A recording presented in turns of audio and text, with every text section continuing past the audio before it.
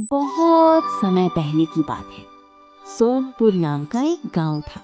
उस गांव में किसान खेती कर अपना पेट पालते थे। इस गांव में दो दोस्त रहते थे, रोहन और सोहन। दोनों की दोस्ती ऐसी थी कि मानो शोले के जयवीरों की तरह। वे रोज सुबह उठकर गांव का चक्कर लगाते थे और रोज की तरह आज भी वो दोनों कुछ खाने की तलाश में इधर उधर घूम रहे थे। सुनो रोहन, रोज रोज दाल चावल खा के जी भर गया है और गांव में कुछ ऐसी चीज है नहीं कि हम उसे खाएं। गांव में कुछ भी नहीं है। ऐसा करते हैं, आज बाजार चलते हैं। हाँ सोहन, तू बिल्कुल ठीक बोल रहा है। मैं भी सोच रहा हूँ कि काफी दिन हो गए कुछ नया चीज नहीं खाए। ऐसा करते हैं, आज बाजार चलते हैं, वहां पर जो भी चीज अच्छी दिखे उसे खाएंगे भी और उसके बारे में जानेंगे भी। अरे हम खाने जा रहे हैं, जानकर क्या करेंगे? क्या हमें दुकान खोलनी है क्या? कम से कम खा लें, इतना ही काफी है। घर का पैसा ऐसी बर्बाद करते हैं, घर वाले खाने के लिए ही पैसा दे दे काफी है। सोहन, तू समझ नहीं रहा है मेरी बातों को। अब हम ऐसे गांव में नहीं घूम सकते। गांव वाले घुमक्कड़ बोलते हैं, बेरोजगार बोलते हैं। मेरी बात मानो, तुरंत मेरे साथ चलो और वहां पर चलकर देखेंगे, उसके बारे में जानेंगे और फिर घर आकर सोचेंगे। दोनों इतनी बात कर वहां से चल देते हैं और फिर चलते चलते बाजार में पहुंच जाते हैं। बाजार में देखते हैं कि तरह तरह की दुकानें लगी रहती हैं। कहीं पर चिकन बिक रहा होता है तो कहीं पर मटन। देख रोहन, अब हमें नहीं लगता कि आगे कुछ मिलेगा। जो कुछ खाना है खा ले। साला रोज रोज यही खाने को मिलता है। अगर इसे ही खाना था तो गांव में खा लेते। इतनी दूर क्या झक मारने आए हैं? सोहन, अगर इसे खाना है तो मैं नहीं खाऊंगा। हम कुछ दूसरा खाने हैं जो यूनिक सा हो, मतलब कि अपने गांव में ना मिलता हो। चिकन मटन तो गांव के तिराहे चौराहे पर मिलता है। भला इसे कौन खाएगा? ठीक है, चल आगे देखते हैं। अगर कुछ मिला तो ठीक है, नहीं तो घर वापस लौट जाएंगे। इतनी बात कर दोनों आगे बढ़ते हैं। आगे बढ़ते चले जाते हैं, लेकिन उन्हें कुछ नहीं मिलता। तभी वो दोनों उदास लौटने लगते हैं कि उधर से एक आदमी आते हुए दिखाई देता है। आदमी को देखकर दोनों खड़े हो जाते हैं और फिर वो आदमी उनके पास आता है। क्या हुआ भाई, मुझे देखकर खड़े क्यों हो गए? कहीं चोरी करने का तो मकसद नहीं है? और तुम दोनों इस गांव के नहीं लगते। बोलो यहाँ क्या करने आए हो, नहीं तो मैं गांव वालों से बोलकर तुम्हें पिटवा दूंगा। अरे नहीं नहीं भाई, ऐसा मत करो। हम दोनों बगल गांव से हैं। यहाँ पर आए थे कुछ नया यूनिक सा खाने, पर देख रहे हैं जो हमारे गांव में मिलता है वो यहाँ पर भी मिलता है। हम सोच रहे थे बड़ा बाजार होगा, यहाँ पर कुछ नया खाने को मिलेगा, पर यहाँ पर कुछ ऐसा है ही नहीं कि हम खा सके। हाँ दोस्त, यहाँ पर कुछ नहीं है, बस वही मटन चिकन जो हर गांव में मिलता है। अरे कम से कम कुछ नया होता तो हम खाते भी। अगर हमें यही खाना था तो इतनी दूर थोड़ी आना था। अगर आपके जानने में कोई जगह हो तो बता दो। अरे धत्तरी के, ऐसी बात है क्या? तो आगे जो एक ढाबा मिलेगा, कोलकाता फिश करी वाला, उसकी मछली करी पूरे जबलपुर शहर में मशहूर है। जो भी उसे खा लेगा उसका दीवाना हो जाएगा। अरे भैया, क्या बात कर रहे हो? यहाँ पर बंगाली फिश करी मिलती है? अरे मुंह में पानी आ रहा है। बताओ कहाँ पर है, हमको जाना है। अरे ज्यादा दूर नहीं है भाई, बस थोड़ा आगे जो एक ढाबा मिलेगा वही तो है कोलकाता फिश करी वाला। मैं कहता हूँ एक बार खा लोगे तो दौड़े दौड़े आओगे और वो जाओगे। इतनी बात सुन दोनों वहां से चल पड़ते हैं और फिर चलते चलते आखिरकार कलकत्ता ढाबे वाले के सामने पहुंच ही जाते हैं। अरे बाप रे, क्या महक है सोहन, क्या महक है। कसम से, जिसकी महक इतनी मजेदार है, सोचो उसको खाने का मजा कैसा होगा। मेरे तो मुंह में पानी आ रहा है। अरे रोहन, तेरा नाम रोहन जिसने भी रखा है बहुत सोच समझ कर रखा है। अरे बावले, वो सरसों और हल्दी की महक है। बंगाली फिश करी में उन्हीं का जादू होता है। वो ऐसा क्या? तभी तो सोचूं कि ऐसे लोगों की भीड़ क्यों लगी है। सुन सोहन, चलकर हम भी एक ढाबा खोलें, बंगाली फिश करी का। अरे पगले रुक, पहले मुझे चखने दे, फिर बताऊंगा कि क्या करना है। अरे ढाबे वाले भैया, एक प्लेट लगा दो यार। मैंने बहुत नाम सुना है तुम्हारा और महक ऐसे रहा है जैसे मानो कि सच में बंगाल की रसोई घर से आई हो। काहे भैया, तुमको नहीं पता क्या हमारी फिश करी के बारे में? अरे दूर दूर के लोग यहाँ पर आते हैं खाने के लिए। लोगों की भीड़ लगी रहती है, भीड़। कभी कभी तो ग्राहक बिना खाए ही लौट जाते हैं। वैसे तुम किस गांव के हो? अरे हम आपके बगल वाले गांव के, पर आपके बारे में पहले कभी सुना ही नहीं था। आपकी दुकान नई नई खुली है क्या? नहीं नहीं, मेरी दुकान बहुत दिन पुरानी है। पहले मेरे पिताजी खोलते थे और उसमें मछली तंदूरी रखते थे, लेकिन फिर मैं कोलकाता से आया हूँ और बंगाली फिश करी बेचने लगा, क्योंकि यहाँ पर असली बंगाली स्टाइल की मछली करी दूर दूर तक नहीं मिलती। इतना बोलकर वो प्लेट लगा देता है। प्लेट खाते हुए रोहन कहता है, अरे वाह भैया, सच बता रहा हूँ, इतनी सुगंध तो मैंने कभी पराठे में भी नहीं सूंघी। सोहन देख तो सही, मेरा हाथ कांप रहा है खाने में। अब बता भी दो, ऐसा क्या डालते हो? अरे भाई साहब, थोड़ा सब्र रखो, ये कोलकाता स्पेशल फिश करी है, मजे ले लेकर खाना पड़ता है। लो आ गई गर्मा गर्म, धुआं देख रहे हो, ये स्वाद का बादशाह है। अरे अरे सोहन, ये तो सच में जन्नत वाली चीज है। मुंह में जाते ही ऐसा लग रहा है कि जैसे बादल पेट में नाच रहे हो। मुझे भी दे जल्दी, वरना मैं तुम्हारा हाथ ही खा जाऊंगा। हाय दैया, यही है असली मछली करी का बाप। भैया सच में तुम लकी हो, तुम्हें ऐसा हुनर मिला है कि लोग लाइन लगाकर खाएं। अरे साहब, बाप का दिया हुआ हुनर और कलकत्ता की ट्रेनिंग, बस नाम ऊंचा हो जाए, यही सपना है। सुनना सोहन, अगर इस भैया का सपना पूरा हो जाए और हम साथ मिलकर काम करें तो सोच, हम दोनों ढाबे के पार्टनर, हरी सोहन बंगाली फिश करी वाले, अरे गांव में क्या पूरे जिले में छा जाएंगे। सपना देख रहे हो या बिजनेस प्लान बना रहे हो? पर पहले बताओ, पैसा कहाँ से आएगा रोहन साहब? पैसे की टेंशन मत ले, गांव में मेरे चाचा का पुराना ठेला पड़ा है, उसे धुलवा कर लगाएंगे। दुकान का नाम होगा दोस्ताना फिश करी, जहां दोस्ती और मछली करी दोनों मिले। सपना तो अच्छा है भाई, लेकिन बंगाली फिश करी बनाना आसान नहीं। मछली कैसे मैरिनेट करते हैं, सरसों का पेस्ट कितना डालते हैं, हल्दी लाल मिर्च का संतुलन सब सीखना पड़ेगा। कोई दिक्कत नहीं भैया, हम हर रोज आएंगे, सीखेंगे, मजदूरी करेंगे। बस एक दिन ऐसा आएगा कि हमारे नाम से भीड़ लगेगी। अच्छा, तो कल से ही आ जाना सुबह सुबह। मेरी कसम, तुम्हें ऐसा कारीगर बनाऊंगा कि कलकत्ता वाले भी पूछेंगे, ये टेस्टी फिश करी कौन बनाता है। हम बनाएंगे हम। और सुन भैया, सपनों का स्वाद भी मछली करी जैसा होता है। पकने में वक्त लगता है, पर तैयार हो जाए तो दुनिया उंगलियां चाटती है। इतनी बात कर दोनों घर जाते हैं और फिर अगली सुबह की हल्की ठंडी हवा चेहरे को छू रही थी और सोहन की आंखें अभी पूरी खुली भी नहीं थी, लेकिन दिल सपनों से भरा हुआ रोहन के घर पहुंच जाता है। भाई देख, मैं मानता हूं कि सपने बड़े हैं, लेकिन इतनी सुबह उठ जाना भी किसी आशीर्वाद से कम नहीं है। लगता है जैसे सूरज को भी नींद आई हो और हमसे पूछ रहा हो, भाई लोग कहाँ चल दिए इतनी सुबह सुबह। लेकिन सच बताऊं, पेट की भूख और सपनों की आग, इन दोनों से बड़ा अलार्म दुनिया में कोई नहीं होता। चल ना, चल जल्दी, भैया सिखाएंगे तो ही हम आगे बढ़ेंगे। रोहन तू सही कहता है। और देख, मैं तुझे एक बात बताता हूँ, जब इंसान के दिल में मेहनत की भूख जाग जाती है ना, तो फिर रात कितनी भी लंबी हो, सुबह खुद चलकर उसके कदमों में गिर जाती है। आज हम सीखेंगे, कल बनाएंगे, और परसों वो दिन आएगा जब लोग हमारा नाम लेकर गांव से शहर जाएंगे और कहेंगे, हरी सोहन की मछली करी नहीं खाई तो क्या खाई। याद रखना भाई, ये सुबह हमारे नाम की है। इतनी बात कर दोनों ढाबे की तरफ निकल पड़े और फिर थोड़ी ही देर में ढाबे पर पहुंच गए। ढाबे का मालिक उन्हें घर ले जाता है चूल्हे पर सिखाने। अरे मेरे भविष्य के महाराजाओं, देखो, जिंदगी भी इसी कढ़ाई जैसी है। अगर दिल ठंडा हो जाए तो सपने जम जाते हैं, और अगर दिल ज्यादा तेज जल जाए तो मेहनत जलकर राख हो जाती है। इसीलिए जरूरी है कि हम आग को संभाल कर चलें। बंगाली फिश करी सिर्फ मछली, सरसों और मसालों का खेल नहीं है, ये इंसान की नीयत और धैर्य का इम्तिहान है।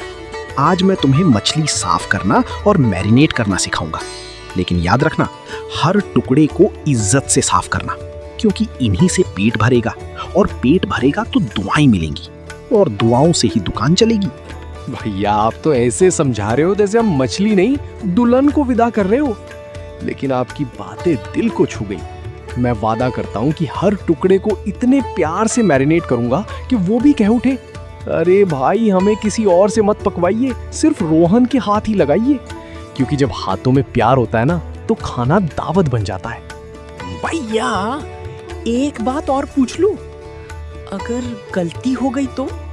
अगर मसाला कम या ज्यादा पड़ गया, अगर स्वाद बिगड़ गया तो क्या होगा? लोग हंसेंगे, मजाक उड़ाएंगे और शायद हमें बेवकूफ समझकर वापस भगा दें। सोहन, सपनों की राह में गिरना बहुत जरूरी है। गिरे बिना उठने की कीमत क्या समझोगे? जिस दिन तुम दोनों ने गलती की ना, समझ लेना उस दिन तुमने जीत के आधे रास्ते पर कदम रख दिया। लोग क्या कहेंगे ये मत सोचो। लोग तो तब भी हंसते हैं जब कोई जीत जाता है, कहते हैं किस्मत वाला है। मेहनत करके दिखाओ, तब लोग कहेंगे इनके हाथ में कमाल है। डर को दाल की तरह कड़ची से निकाल फेंको और बस आगे बढ़ते रहो। हरी और सोहन कढ़ाई की ओर देखते हैं। दोनों की आंखों में अब डर नहीं, आत्मविश्वास चमक रहा है। वे उन सभी बातों को ध्यान रखते हैं जो मछली करी के लिए बहुत ही मतलब की है। वो फिश करी सीखकर घर जाते और फिर अगली सुबह उठकर सीधा ढाबे पर जाते हैं। ढाबे पर जाते ही ढाबे का मालिक उन्हें घर लेकर जाता और उन्हें अच्छी तरीके से सिखाता। ऐसे करते करते काफी दिन बीत गए। अब वो दोनों मछली करी के बादशाह बन गए थे। दोनों लोग कुछ पैसे इकट्ठा कर बाजार जाते हैं और वहां से मछली करी का सामान खरीद कर घर आते हैं। रोहन वसीम के पास जाता है और कुछ ताजा मछली खरीदता है। वसीम एक मछुआरा था। वसीम भैया, आप तो जानते ही हो कि हम लोग अभी नए नए इस फिशरी वाले धंधे में उतर रहे हैं। अभी तक हमने सपनों पर ही भरोसा करके कदम रखा है। पैसे जेब में कम है लेकिन दिल में हिम्मत दुनिया भर की है। इसलिए भैया हमें ऐसी ताजी मछली चाहिए जो हमारी करी का मान रखते हुए पहली ही प्लेट में लोगों को ऐसा झटका दे कि कहें, अरे वाह, एक और प्लेट दे दे भैया। हमारे लिए फिश करी सिर्फ खाना नहीं, ये तो हमारी किस्मत पलटने का रास्ता है। तो भैया आप अच्छी वाली मछली देना और साथ ही ऐसा दाम लगाना कि हमारी दुकान भी चल जाए और आपकी इज्जत भी बढ़े। रोहन भाई, तुम्हारी आंखों में जो सपना चमक रहा है ना, वो सस्ती मछली देख के धोखा नहीं कहा जाएगा। मेरे यहाँ मछली की कमी नहीं, पर ऐसे सपने वाले लोग बहुत कम आते हैं। तुम बोलो जितना चाहिए उतना ले जाओ, पैसे की चिंता बाद में करना। और हाँ, ये मछली इतनी ताजी है कि अगर इसे पानी में डाल दूं तो अभी तैरने लगे। इसे लेके जाओ और इतनी शानदार फिशरी बनाओ कि गांव वाले तुम्हारे ढाबे के बाहर लाइन लगा के खड़े रहें। याद रखना, व्यापार में साथ देने वाले कम मिलते हैं और तुमने मेरी यादों में अपना नाम लिख दिया है। अब मैं भी चाहता हूं कि तुम दोनों का नाम मशहूर हो। भैया भगवान आपका भला करे। लोग कहते हैं कि जिनके पास कुछ नहीं होता दुनिया उन्हें तिरछी नजर से देखती है, पर आज आपने हमें वो भरोसा दिया है जो बड़े बड़े बैंक भी नहीं देते। अगर कढ़ाई में हमारी फिश करी उबलते हुए आवाज करेगी तो उस आवाज में आपका भी आशीर्वाद होगा। जब लोग पूछेंगे कि मछली कहाँ से आती है तो मैं सीना चौड़ा करके बोलूंगा, वसीम भाई के दिल से। बस आप भी दुआ देना कि हमारी दुकान चले और हम रोज आपके यहाँ आकर कह सके, भैया वही बढ़िया मछली तैयार रखना, आज भी भीड़ टूटने वाली है। जा रोहन, सपनों को पकाना और दुनिया को खिलाना। और हाँ, अगर कभी किसी ने तुझसे कहा कि तेरे बस की बात नहीं तो उसे एक गर्मा गर्म प्लेट देना और बोलना, पहले खाओ फिर फैसला करना। इतनी बात कर वसीम तुरंत रोहन की मछली पैक कर देता है और फिर रोहन मछली को लेकर सोहन के घर जाता है। सोहन के घर जाकर दोनों अच्छे तरीके से मछली को साफ करके और मसालों में मैरिनेट करके बढ़िया सी बंगाली फिश करी तैयार कर अपना ठेला गांव के चौपाल पर लगा देते हैं, जिस पर लिखा होता है कोलकाता फिश करी वाला। अरे ओ भूखे प्यासे लोगों, मछली करी ले लो, मछली करी। ऐसी सुगंध कि एक बार सूंघ लो तो दिल कहे बस यही खाना है। महक उठते ही भीड़ दौड़कर कढ़ाई के पास आ जाती है। सबकी नजरें उस फिश करी पर टिकी हैं। अरे बेटा, ये कौन सा मसाला डाल दिया है? नाक में घुसते ही मजा आ गया। चाचा, जितना पूछोगे उतना सिर चकराएगा। राज अभी ना पूछो, पहले स्वाद चखो। अगर अच्छा ना लगा तो पैसे वापस, और झूठ बोलूं तो मछली करी बनाने से तौबा। इतनी बात कर वो प्लेट लगा देता है और फिर ग्राहक उसे अच्छे तरीके से खाते हैं। एक एक टुकड़े का स्वाद लेकर मजे से खाने के बाद ठेले के पास जाते हैं और फिर रोहन से कहते हैं, अरे रोहन, ये तो कमाल है। मछली अलग, झोल अलग, लेकिन स्वाद एकदम धांसू। यही तो कोलकाता का स्टाइल है भैया, ऐसा कि खाने के बाद भी दिमाग में यही घूमता रहे। भीड़ बढ़ती ही जा रही थी। मछली करी की सुगंध का असर ऐसा कि अब लोग इकट्ठे होने लगे। भाई लोगों, आराम से खाओ, किसी को धक्का मुक्की मत करो। खाना तो रोज मिलेगा, लेकिन इस तरह का स्वाद रोज नहीं मिलने वाला। रोज वही दिनचर्या। रोहन सुबह सुबह वसीम के यहाँ जाता और सबसे अच्छी ताजी मछली लेकर आता। उधर सोहन घर पर मसाले तैयार करके इंतजार करता रहता। मछली आते ही दोनों मिलकर बढ़िया तरीके से करी बनाते और चौपाल पर ठेला लगा देते। लोग आते, चाव से खाते, बढ़िया बढ़िया तारीफें करते और चले जाते। ऐसे ऐसे दिन बीतते गए और दोनों ने नाम भी कमाया और पैसा भी। इसी बीच दोनों की शादी हो गई। लेकिन यहीं से शुरू हुआ असली खेल। रोहन तो नाम जैसा रोहन सीधा साधा था, सच्चा और विश्वास करने वाला। पर सोहन की बीवी जरा तेज दिमाग वाली थी। उसने धीरे धीरे सोहन के कान भरने शुरू कर दिए कि क्यों आधा आधा बांटते हो, ठेला भी तुम अकेले चला सकते हो। और एक दिन सोहन ने रोहन को बिना बताए देसी फिश करी वाला नाम से अपना नया ठेला खोल लिया। बस दोस्ती की दीवार में पहली बड़ी दरार पड़ चुकी थी। उधर सोहन ग्राहकों को जोर से चिल्लाकर बुला रहा था। अरे सुनिए भाइयों और बहनों, इधर आइए इधर। आज से यहाँ मिलेगी देसी मसालों वाली मछली करी, वो भी ऐसी कि एक बार मुंह में डाली तो आंख बंद करके धुआं निकालोगे। वाह क्या स्वाद है! ऐसे स्वाद के लिए तो पैसे क्या, दिल भी दे दें। यहाँ मसाले असली, मछली ताजी, और हाँ, बनाने वाला भी असली कलाकार, वो सामने वाला रोहन। अरे उसकी करी में तो प्यार नहीं, सिर्फ दिखावा है, दिखावा। एक बार मेरी फिश करी चखोगे तब समझोगे कि असली मजा क्या होता है। लोग जुटने लगे। कुछ ने सोहन की तरफ आते आते सवाल भी उछाल दिए। अरे भाई सुन, तुम दोनों तो पहले एक साथ इतने प्यार से काम करते थे। एक की जबान बंद हो जाए तो दूसरा बोल देता था। हर प्लेट में दोस्ती का स्वाद मिलता था। अभी अचानक दो दो ठेले ऐसे अलग होने के पीछे क्या कहानी है? झगड़ा हुआ क्या या कुछ और? अरे भैया, सच पूछो तो मैं दिल पे पत्थर रखकर अलग हुआ हूँ। ये रोहन, हाँ यही रोहन, मेरे साथ रहते हुए मेरा पैसा छुपाने लगा, मसाले में कटौती करने लगा ताकि उसका बच जाए।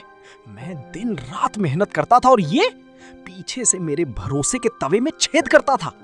जब चोरी की बात तक पहुंच गई तो मैंने कहा बस, अपना रास्ता अलग, नहीं तो एक दिन मुझे ही भिखारी बना देता। सोहन की बातों पर ग्राहक विश्वास नहीं करता, क्योंकि रोहन को पूरा गांव जानता था कि रोहन सच में एक सीधा साधा इंसान है। इसलिए ग्राहक सोहन से एक ही बात कहता है।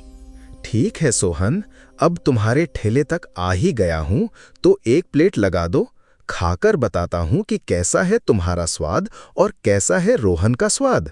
भले तुम दोनों एक ही ठेले पर काम करते थे, पर महक ही बता रही है कि दोनों में कुछ न कुछ तो फर्क है। इतना सुनकर सोहन ग्राहक के लिए प्लेट लगा देता है। ग्राहक मछली करी खाता है और खत्म करने के बाद सोहन के पास जाकर कहता है, सोहन भाई, बुरा मत मानना, तुम्हारे स्वाद और रोहन के स्वाद में बहुत अंतर है। रोहन के स्वाद में प्यारी सी मिठास है और तुम्हारे स्वाद में कुछ ना कुछ कमी है, क्योंकि मैं रोहन को अच्छे से जानता हूँ। इतना कहकर ग्राहक वहां से चला जाता है। उधर रोहन के ठेले पर ग्राहकों की भीड़ लगी रहती थी, लेकिन सोहन के ठेले पर सिर्फ एक दो ग्राहक ही आते थे। इसी बात से सोहन गुस्से में रहने लगा। काफी दिन ऐसे ही बीत गए। एक दिन सोहन अपनी पत्नी से गुस्से में कहता है, सुनो, अब बहुत हो गया। मैं अब ठेला नहीं चलाऊंगा। जितनी बदनामी होनी थी हो गई। अब मैं अपनी और बदनामी नहीं सह सकता। अरे बात क्या हुई? बोलोगे भी या नहीं? सुबह से बस बड़बड़ा रहे हो। कौन सी बदनामी की बात कर रहे हो? सब तुम्हारी वजह से हुआ है। पहले हम दोनों दोस्त थे, एक ही ठेले पर काम करते थे और अच्छा पैसा कमाते थे। पर तुम्हारे आते ही हम अलग हो गए और ग्राहक भी उसके पास चले गए। सब कहते हैं कि रोहन सच में रोहन यानी सीधा साधा है और मैं पूरा हो गया। तो इसमें घबराने की क्या बात है? जब सीधी उंगली से घी ना निकले तो उंगली टेढ़ी करनी पड़ती है। अगर हम कुछ ऐसा करें कि रोहन का ठेला बदनाम हो जाए तो हमारा ठेला तो अपने आप चल पड़ेगा। तुम समझती ही नहीं हो, दिनों दिन मैं ग्राहकों की आंखों में शर्म महसूस करता हूँ। लोग मुझे देखकर हंसी उड़ाते हैं। देखो, रोहन की नकल करने वाला सोहन आ गया, और रोहन, उसको तो जैसे पंख लग गए हों। भीड़ पर भीड़, नाम भी, दाम भी और काम भी उसी का। अरे मेरे पति जी, दुनिया में कोई भी सीधी राह पर चलकर राजा नहीं बना है। जब सीधी उंगली से घी ना निकले तो उंगली टेढ़ी करनी ही पड़ती है। हम रोहन की अच्छाई को ही उसके खिलाफ इस्तेमाल करेंगे। मतलब तुम कहना क्या चाह रही हो? साफ साफ बोलो। देखो, रोहन को मछली कौन देता है? वसीम मछुआरा। अगर हम वसीम को अपने पक्ष में कर लें, उसे कुछ ज्यादा पैसे दें, तो अगली बार रोहन के लिए जो मछली दे वो सड़ी गली दे। सड़ी गली? अरे अगर किसी को कुछ हो गया तो ये तो बहुत बड़ा खेल है। बेवकूफ, किसी को कुछ होगा तभी तो बदनामी होगी, और जब बदनामी होगी तभी तो लोग कहेंगे रोहन की मछली करीब मत खाना, बीमारी फैलाती है। फिर सीधा तेरे ठेले पर आएंगे, तेरे स्वाद को सराहेंगे, तेरा नाम चर्चाओं में होगा। सोहन का चेहरा लाल पड़ जाता है, लालच और गुस्से से भरा हुआ। वो थूक निगल कर बोला, लेकिन वसीम मान जाएगा क्या? अरे आदमी की कमजोरी क्या है? पैसा और डर। हम उसे पैसा देंगे और अगर ना माने तो डराएंगे, बोलेंगे इस बाजार में बहुत बातें फैली हैं। मछुआरा वसीम हलाल की जगह कुछ और कर देता है। अगर सोहन ने बोल दिया तो उसकी दुकान बंद। सही कहा तुमने। तुम हमेशा दिमाग से खेलती हो, मैं तो बस हाथ पैर चलाना जानता हूँ। देखो सोहन, खेल वही जीतता है जो चाल से खेले। रोहन सीधा साधा है, पर उसकी यही सादगी उसका पतन बनेगी। हमने बस एक धक्का देना है और बाकी लोग खुद उसे गिरा देंगे। ठीक है, कल सुबह ही वसीम से बात करेंगे। रोहन की किस्मत अब मेरे हाथों में है। देखते हैं कब तक वो सीधा साधा बना फिरता है। अगली सुबह सोहन और उसकी पत्नी वसीम की दुकान की तरफ निकल पड़े और फिर थोड़ी ही देर में वसीम की दुकान पर पहुंच गए। अरे वसीम भाई, सलाम। जरा एक काम था, किसी को बताना नहीं, बात सिर्फ आप और हम तीनों तक। हाँ बोलो, किस काम के लिए आए हो? सुबह सुबह क्या जरूरी बात ले आए? देखो भाई, ज्यादा कुछ नहीं, बस अगली बार जब रोहन मछली लेने आए तो उसे पहली दर्जे की मछली मत देना, थोड़ी सड़ी गली दे देना। वसीम का चेहरा पहले तो हैरानी में बदलता है, फिर गुस्से से तमतमा उठता है। क्या तुम चाहते हो? रोहन मेरा पुराना ग्राहक है, आज तक उसने कभी गलत बात नहीं की, और तुम बोल रहे हो उसे खराब मछली दो? अरे भाई, इसमें तुम्हारा भी फायदा है। ये पैसे रखो और चुपचाप काम कर दो। रोहन बदनाम होगा और हम सबका फायदा होगा। अबे अपनी औकात में रहो, पैसे देके मुझे खरीदोगे? मैं वसीम हूँ, वसीम। मेरी रोजी रोटी का काम है ये। अगर रोहन को कुछ हुआ ना तो मैं तुम दोनों का रप्पा रप्पा काट दूंगा, समझे? ओए वसीम, इतनी ऊंची आवाज में बात मत कर, वरना तुम क्या कर लोगे सोहन? तुम जैसा आदमी अपनी दोस्ती तक निभा नहीं पाया, बाकियों से क्या लड़ाई करेगा? अगर रोहन के खिलाफ एक भी चाल चली ना तो सीधे मुखिया के घर जाऊंगा, और फिर तुम्हारा ठेला क्या, इस इलाके में पैर रखने की जगह नहीं बचेगी, समझ गए? अब दफा हो जाओ मेरी दुकान से। इतना सुनते ही दोनों वहां से चले जाते हैं और रोहन, वो अपनी सीधेपन और मेहनत के बल पर गांव का सबसे पसंदीदा फिशरी वाला बन गया। लोग दूर दूर से उसकी बंगाली फिशरी चखने आते थे। दोस्तों, अगर आपको ये वीडियो पसंद आई हो तो कृपया वीडियो को लाइक करें और चैनल को जरूर सब्सक्राइब करें, और अगले वीडियो में आपका नाम लें, इसलिए कमेंट करें अपना नाम।